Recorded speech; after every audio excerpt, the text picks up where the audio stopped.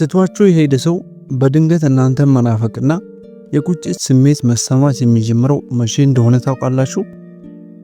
ስለለመናችኋቸው፣ ልታስቀኗቸው ሲሞክሩ ወይም አሳዛኝ ባህሪ ስላሳያችኋቸውና ልባችሁ ተሰብሮ ቢመለከቷቸው አይደለም።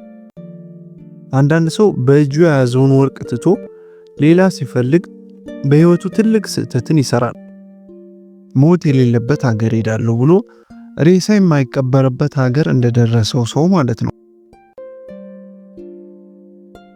አንዳንዴ ከሰዎች ጋር እንደ ተራራ ገዝፎ የነበረው ፍቅራችን ቶሎ ሲደፈርስና ጥለውን ሲሄዱ፣ ሲለዩን፣ ችላ ሲሉንና የነበረውን ነገር ሁሉ ረስተው ሲርቁን በጣም እንረበሻለን። ነገር ግን ያ አይገባም። ዋጋችንን ባለማወቅ ጥለውን ቢሄዱ ለነሱ ብቻ ሳይሆን ለራሳችን እነዛ ሰዎች እንዲጸጸቱ ማድረግ ይቻላል። በዛሬው ቪዲዮ የምንመለከታቸውን 5 አስገራሚ መንገዶችን በትክክል ራሳችሁ ላይ ከተገበራችሁ ትተዋችሁ የሄዱ፣ የናቋችሁ፣ ያሳዘኗችሁና ብዙ ነገር ኢንቨስት ካደረጋችሁላቸው በኋላ አመድ አፋሽ ያደረጓችሁንና በልርሳህ የማይረሳ ሀዘን ላይ የጣሏችሁ ሰዎችን እንዲጸጸቱ ማድረግ ትችላላችሁ። ቪዲዮአችንን ብዙ ሰው ጋር እንዲዳረስ ቀና ልባችሁን ሰጥታችሁ ላይክ አድርጋችሁ እንዲጀምሩ ከልቤ ጠይቃችኋለሁ። እንዲሁም ለግራር ቻናል አዲስ የሆናችሁ ደግሞ ሰብስክራይብ በማድረግ ቤተሰብ እንድትሆኑ ጋብዛችኋለሁ። እነዛን 5 ነጥቦች አንድ በአንድ እንመልከታቸው። አንደኛ፣ ሙሉ በሙሉ መጥፋት ወይም መሰወር። ትተዋችሁ የሄዱ ሰዎች እንዲጸጸቱና በስራቸው እንዲያፍሩ እንዲሁም እናንተን አሸናፊ የሚያደርጋችሁ የመጀመሪያው መንገድ ሙሉ በሙሉ መሰወር ነው። ከነሱ ህይወት ሙሉ በሙሉ ተሰወሩባቸው። ቴክስት መላክ አይገባችሁም። ስልክ መደወል፣ የጋራ ጓደኞቻችሁን ስለነሱ መጠየቅ የለባችሁም። ሙሉ በሙሉ ዝምታን መምረጥ። ነገር ግን እዚህ ጋር አንድ ጥያቄ እንደምትጠይቁኝ እገምታለሁ። ታዲያ ሙሉ በሙሉ ከነሱ ህይወት ከተሰወርኩኝ ያ ሰው አይረሳኝም ብላችሁ ትጠይቁኝ ይሆናል። ነገር ግን በጭራሽ፣ እንደውም ተቃራኒው ነው የሚከሰተው። እስቲ እኔ አንድ ጥያቄ ልጠይቃችሁ። የምትተነፍሱት አየር በሄዳችሁበት፣ በተቀመጣችሁበት፣ በተኛችሁበትና በምትኖሩት ህይወት በሙሉ ያለውን ዋጋ ታውቃላችሁ? ለአንድ ደቂቃ የአየር ቢጠፋ ተንፋሻችሁ ተቋርጦ ወደ ሞት ታመራላችሁ። ነገር ግን ያን ያህል ዋጋ አንሰጠውም፣ ምክንያቱም ሁሌም ከጎናችን ስለሆነ፣ ሁሌም ከኛ ስለማይለይ። እናንተም ያለ አግባብ ከልክ በላይ ስትገኙ፣ መሄጃና አማራጭ እንዳጣ ሰው ከነሱ አልላቀቅ ስትሉ፣ እንደዛ ነው ዋጋችሁ የሚረክሰው። ነገር ግን ስትሰወሩ፣ እስከ ወዲያኛው ስትረሷቸው፣ ያኔ ነው ካንቀላፉበት የሚነቁት። ያኔ ከረፈደ የከሰሩት ነገር ሲገባቸው ግን እናንተ ጠላችኋቸው ሄዳችኋል።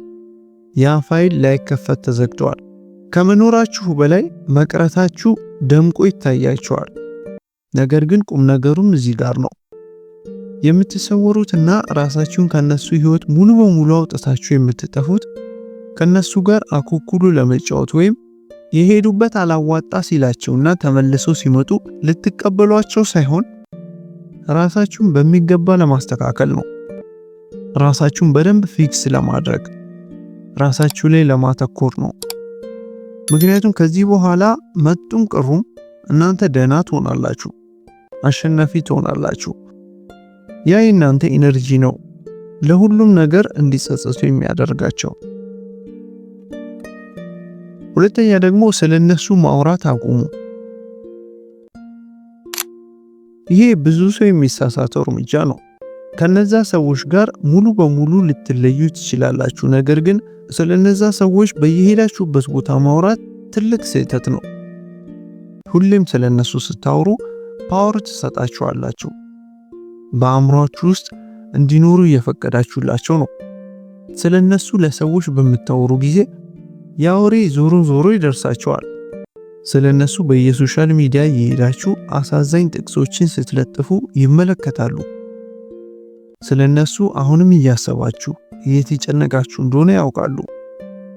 ከዛ ምን የሚሰማቸው ይመስላችኋል? መልሼ ብመጣ ላገኛቸው እችላለሁ ብለው ነው የሚያስቡት።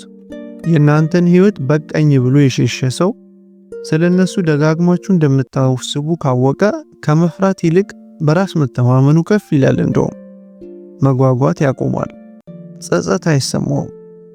ነገር ግን በጭራሽ በወሬያችሁ መሃል የነሱን ስም የማታነሱ ከሆነ የጋራ ጓደኞቻችሁ ስለነሱ ያወራችሁ ካልተመለከቷችሁ አንድ ፓወርፉል የሆነ ነገር መከሰት ይጀምራል። አሁን ስለነሱ ያላችሁን ስሜት አያውቁትም። አሁን በስሜት ትታችኋቸው ሄዳችሁ ይሁን ወይስ እየጠበቃችኋቸው ይሁን ስለናንተ የሚያውቁት ነገር የለም። ያ እርግጠኛ ለመሆናቸው ታዲያ የጸጸታቸው ሁሉ መሰረት ነው። ይህ ሁሉ ነገር ግን ታዲያ ስለነሱ አይደለም፣ ስለራሳችሁ ስለመዳናችሁ ነው። ምክንያቱም ያደረሱባችሁን በደል ታሪኩን ደጋግማችሁ ስትናገሩ፣ ሁሌ ህመማችሁን እያወጣችሁ ስታብራሩ፣ የተከሰተውን ነገር ለሰው ሁሉ ኤክስፕሌን ስታደርጉ የስሜት ቁስላችሁን በድጋሚ ትከፍቱታላችሁ። ትውስታውን አዲስ ታደርጉታላችሁ። መዘጋት የነበረበትን ምዕራፍ ደጋግማችሁ እየከፈታችሁ ስታነቡ የድሮ ቁስላችሁን ትቀሰቅሳላችሁ። ስለዚህ ስለነሱ በማውራት ከምታስቡት በላይ በራሳችሁ ላይ ትልቅ መዘዝ ያመጣባችኋል። ይህንን ነገር አሁኑኑ በማቆም ትክክለኛ እርምጃን እንደወሰዳችሁ ቁጠሩት። ሶስተኛ ደግሞ ራሳችሁን በሚገባ አሻሽሉ። አሁን ነገር ሁሉ ለእናንተ የሚያደላበትና መልካም የሚሆንበት ሁኔታ እዚህ ጋር ነው ያለው። ጥለዋችሁ ሲሄዱ ማውራት ስታቆሙ፣ ስለነሱ ማውራት ስታቆሙ አንድ ፓወርፉል ነገርና ትልቅ ውለታን ደግሞ ለራሳችሁ ማዋል ይገባችኋል። እሱም የተሻለ ሰው መሆን ብቻ ነው። ይሄ አማራጭ የሌለው ግዴታችሁ ነው። እያንዳንዱ ጥሏችሁ የሄደ ሰው እንደሚተካ የምታረጋግጡት ራሳችሁን አሻሽላችሁ ከነሱ 10 እጥፍ የተሻለ ሰው ስታገኙ ነው። ከዛ ውጪ ጥላችሁ ሄደውም ንቀዋችሁም ክደዋችሁም እዛው ተመሳሳይ ቦታ ላይ ከቀራችሁ እንኳን ሊጸጸቱ ይቅርና እንደነሱ አይነት ሌላ ተጨማሪ ሰው ወደ ህይወታችሁ እየሳባችሁ ተጨማሪ ስህተት እየሰራችሁ ነው የምትከርሙት። ስፖርት መስራት፣ አዳዲስ ክህሎቶችን መማር፣ እናንተን አፕሪሺየት ከሚያደርጉ ሰዎች ጋር ጊዜ ማሳለፍ፣ የማትወዱትን የራሳችሁን የገዛ ማንነታችሁን ፊክስ ለማድረግና ለማሻሻል መሞከር፣ በራስ መተማመናችሁ ላይ በደንብ መስራት፣ ደስተኛ መሆን። ይሄ ሁሉ መሻሻል ትልቅ ተአምርን በህይወታችሁ ያመጣላችኋል። ለሰው ብላችሁ ሳይሆን ለራሳችሁ። ታዲያ እግረ መንገዳችሁን ሰዎች ስለናንተ መሻሻል ሳትነግሯቸው እንዲመለከቱ እያደረጋችኋቸው ነው። ጓደኞቻችሁ አሁን የተለየና ምርጥ አድርገው ይመለከታችኋል። ደስተኛ፣ ጠንካራ፣ በጣም በራስ መተማመኑ የሚያስቀና ምርጥ ሰው ትሆናላችሁ። በመጨረሻም እነዛ የጎዷችሁ፣ የጠሏችሁ፣ ጥሏችሁ የሄዱ ሰዎች ዜናው ይደርሳቸዋል። ምናልባት አምሮባችሁና ተለውጣችሁ ፎቶአችሁን ተመልክተው ይሆናል፣ ወይም አሪፍ ሁኔታ ላይ እንዳላችሁ ከሌላ ሰው ሊሰሙ ይችላሉ። ምናልባት ደግሞ በአካል በአጋጣሚ ተገናኝታችሁ ለውጣችሁን ሲመለከቱ ይገረሙ ይሆናል።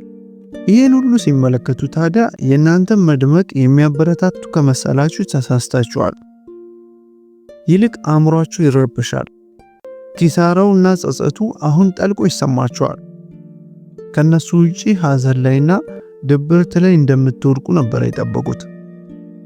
ከነሱ ጋር ከነበራችሁ ደስታ በላይ አሁን ደስተኛ ሆናችሁ ሲመለከቱ ጸጸት እንደ መኪና ይገጫቸዋል። ምክንያቱም አንድ አስፈሪ ነገርን ይረዳሉ።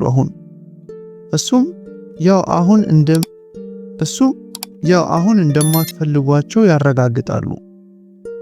ደሃ ሆናችሁ የምትቀሩ፣ ሁሌ እየጠበቃችኋቸው የምትቀሩ፣ በፈለጉት ሰዓት ተመልሰው ቢመጡም የምትቀበሏቸው ነበር የመሰላቸው። ነገር ግን ያ በጭራሽ አልሆነም። የጨዋታውን ዳይናሚክ አሁን በእናንተ ቁጥጥር ስር አድርጋችሁታል። ራሳችሁን በማሻሻል ብቻ ማለት ነው። አሁን ጥላችኋቸው ሄዳችኋል። እድገት አሳይታችኋል። የተሻለ ሰው ሆናችኋል። አሁን ከመጸጸት አልፎም እንደጠፉ ይሰማችኋል።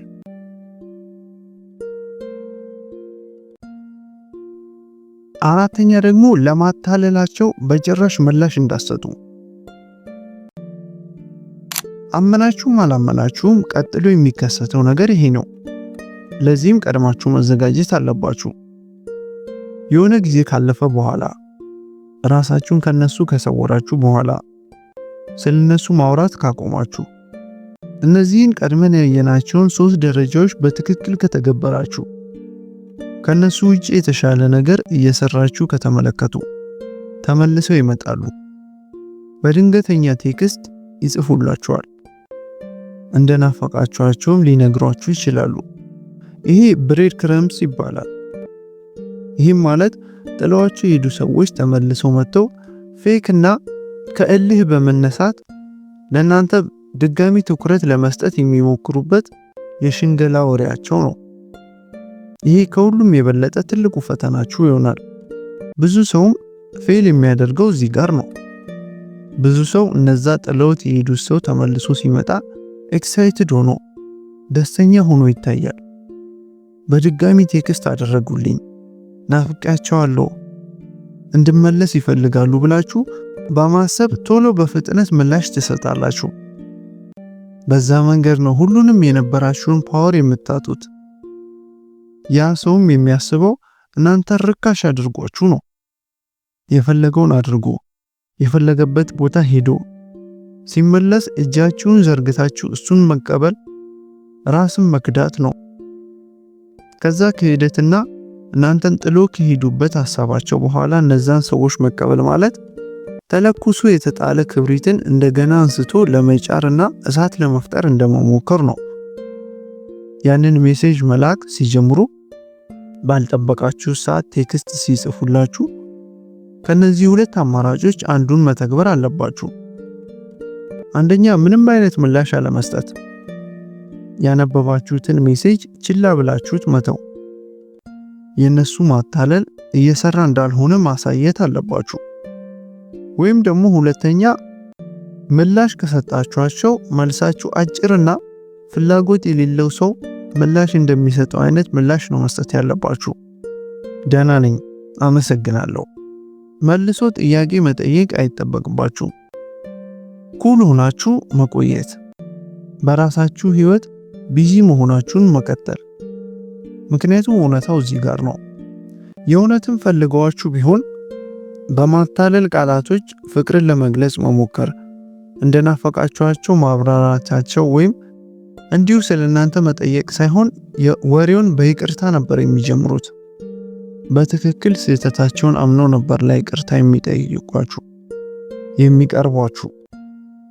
ስለዚህ ለዚህ ማታለላቸው ምንም አይነት ምላሽ ባለመስጠት ለራሳችሁ ውለታ ከመዋልም በላይ እነዚህ ሰዎች በእውነትም እንዲጸጸቱ ማድረግ ትችላላችሁ በቀላሉ።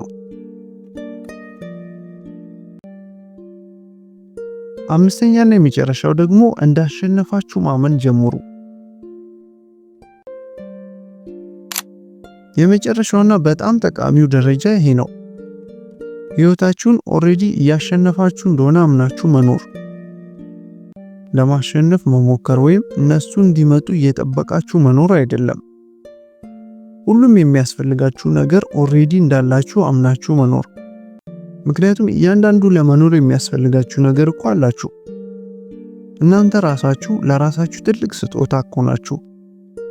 የወደፊት ያማረ ህይወታችሁ በመንገድ ላይ ነው። የሚወዷችሁ በጣም ብዙ ሰዎች በዙሪያችሁ አሉ። ህልም፣ እቅድ፣ ዓላማ፣ ሁሉም ነገር ከፊታችሁ አለ። ታዲያ አንድ ዋጋችሁን ባለማወቅ ጥሏችሁ ለሄደ ሰው አሁንም ታስባላችሁ? በጭራሽ እንደዛ እንዳትሆኑ። አንድ ሰው ትቷችሁ ቢሄድ ያንን ሁሉ ስጦታ ሊያጠፋው አይችልም። ምንም ነገር አይቀየርም። ሰው እንዲመርጣችሁ ቆማችሁ እየጠበቃችሁ አይደለም። ኦሬዲ ራሳችሁን መርጣችኋል። ያ ነው ከምንም በላይ ሰዎች በእናንተ ላይ እንዲጸጸቱ የሚያደርጋቸው። ምክንያቱም ደስተኛ፣ በራስ መተማመኑ የጨመረና ምርጡን ህይወታችሁን እየኖራችሁን የሚመለከቷችሁ ከዛም ከናንተ ጋር የነበራቸውን ጣፋጭ እድል ያስታውሳሉ። ያንን ሁሉ በተረዱ ጊዜ ግን እናንተን ርቃችሁ ሄዳችኋል። አሁን በተሻሉ ሰዎች ተከባችኋል። ፍቅርን ወስደው ሜዳ ላይ የሚጥሉ ሳይሆን ያንን የሰጣችኋቸውን ፍቅር አብዝተው መልሰው በሚሰጧችሁ ሰዎች ተከባችኋል። ታዲያ እነዚህን 5 ምርጥ ሐሳቦች በራሳችሁ ላይ በመተግበር አሸናፊነታችሁን እንድታውጁ ስል በዛሬው ቪዲዮ እገልጽላችኋለሁ። ይህ ቪዲዮ ጠቃሚ ነው ብላችሁ ካገኛችሁት ለሌሎችም ሼር በማድረግ እንድታካፍሏቸው ጋብዛችኋለሁ። እንዲሁም ላይክ እና ሰብስክራይብ በማድረግ አበረታቱኝ። ሐሳባችሁን ደግሞ በኮሜንት አሳውቁኝ። እያንዳንዱን ሐሳብ አነበዋለሁ። እስከመጨረሻው ድረስ ስለተከታተላችሁኝ በጣም ከልብ አመሰግናለሁ። በቀጣይ በሌላ ፕሮግራም እስክንገናኝ ደግሞ ሰላም ቆዩልኝ።